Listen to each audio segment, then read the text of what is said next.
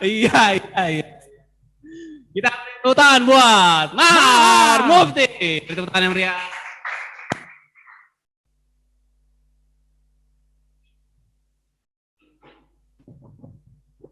Tes.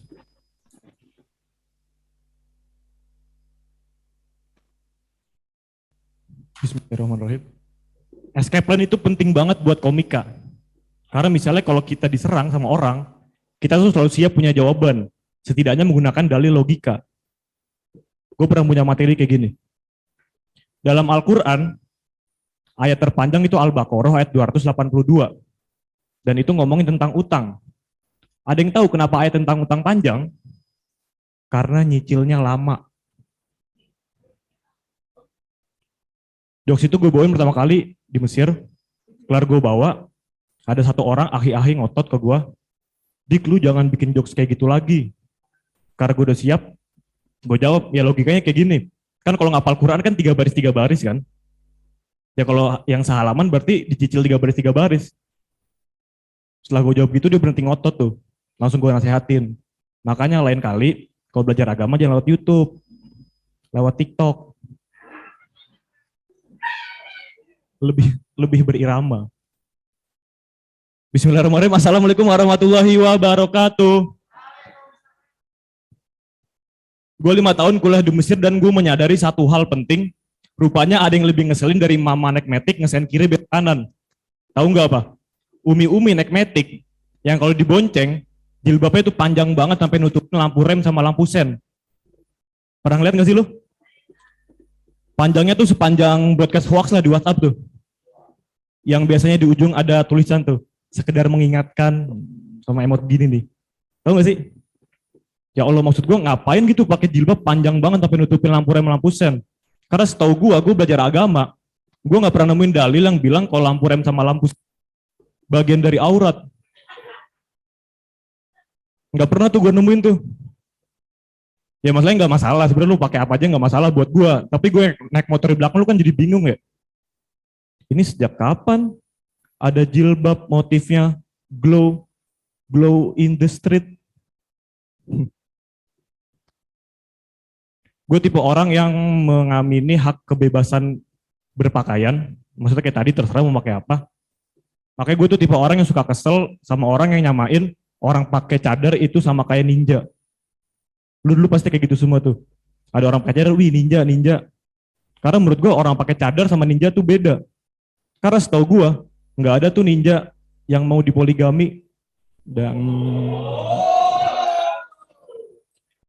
kalau mau nyamain wanita bercadar sama motor ninja.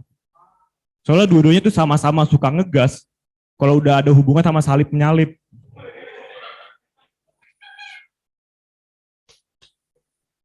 Gue anak Jaksel, gue 5 tahun kalau di Mesir dan gue anak Jaksel. Gue mengalami yang namanya krisis bahasa. Pas gue balik ke sini 2 bulan lalu dan bahasa Jaksel tuh banyak banget yang aneh-aneh. Contohnya apa? Overthinking. Di Mesir tuh gue nyebutnya bukan overthinking, tapi muhasabah diri.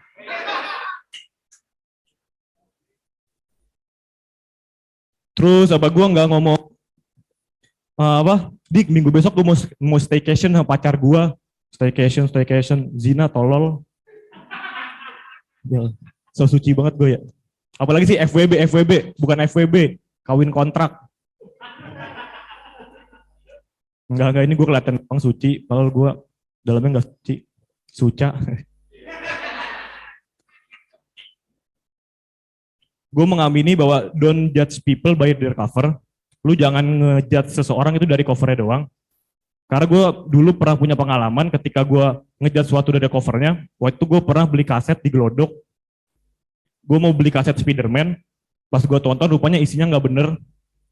Pas gue tonton muncul tuh judulnya. 10 alasan kenapa kamu harus nikah muda. Wah, nggak bener nih videonya.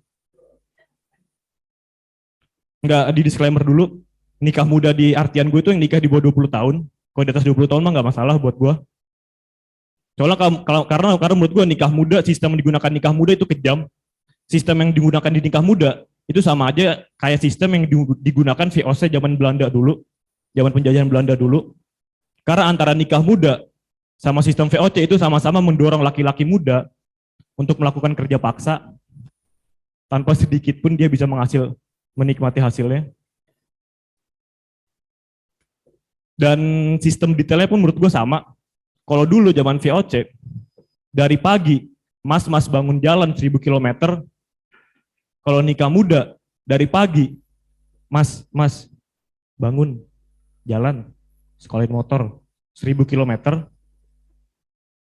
Terusnya bagus tuh beatnya tuh. Ini tegang banget ya.